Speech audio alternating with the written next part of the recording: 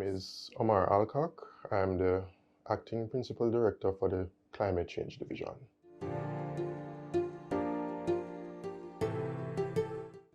Well, the Climate Change Division starts with assisting other ministries, departments, agencies, the private sector, NGO communities, CSOs, in putting together projects, programs, and initiatives geared towards combating what I want to call this monster of climate change.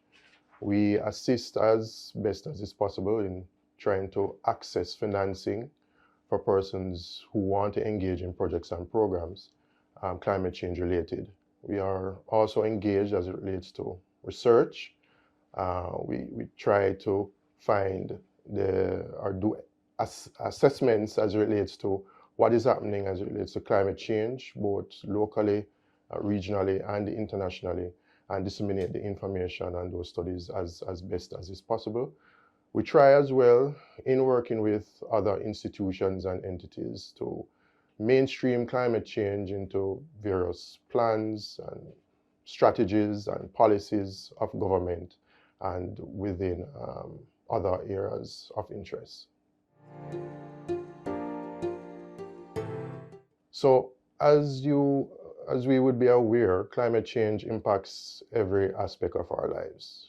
You know, whether you are at work, at play, or just at home, whether you're eating, drinking, every aspect of everything that we're doing on a social level, on an economic level, it is impacted by climate change.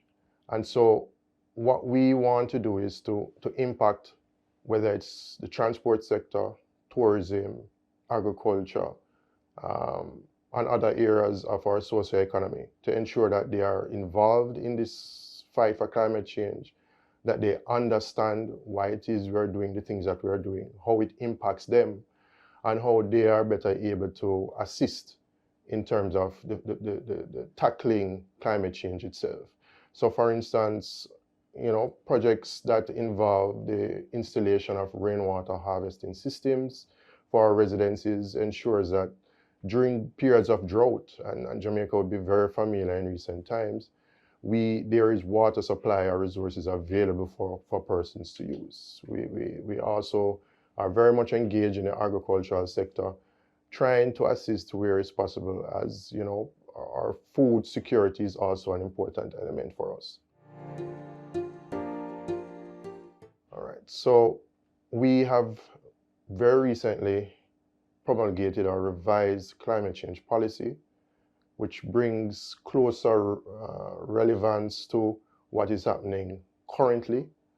We have also very recently launched our Jamaica Systemic Risk Assessment tool in collaboration with the Planning Institute of Jamaica and Oxford University.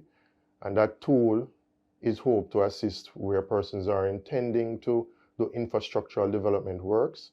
The tool is supposed to assist to find out where vulnerabilities are nationally and how those may impact any kind of infrastructural development that could take place. We also very recently launched our bushfire index, which, given the drought period that we are just coming out of, you would very much appreciate the usefulness of knowing with some certainty where bushfires may occur. So the division, through partnership with a multi-stakeholder committee and support from the Cabinet and Parliament, is expected to finalize its long-term strategy, a long-term emission reduction and climate resilient development strategy, which is going to be looking at what it is that Jamaica would be able to do between now and 2050 to again tackle this enormous challenge of climate change. In addition to that, we are expecting that there will be increased amounts of funding available, monies available for persons to undertake climate change related projects and programs, as we have continued our partnership with the Development Bank of Jamaica and the Jamaica Social Investment Funds, who have very recently been accredited to one of the largest funding agencies for climate change, a Green Climate Fund. And so with that partnership, the hope is that we will have more monies available to be able to undertake some of the things that we need to do. The government of Jamaica, through the Ministry of Economic Growth and Job Creation, is ensuring all Jamaicans are aware of the impacts of climate change as we raise the country's climate ambition. Up next. The natural environment is critical to economic development, and this is identified in Vision 2030 as goal 4.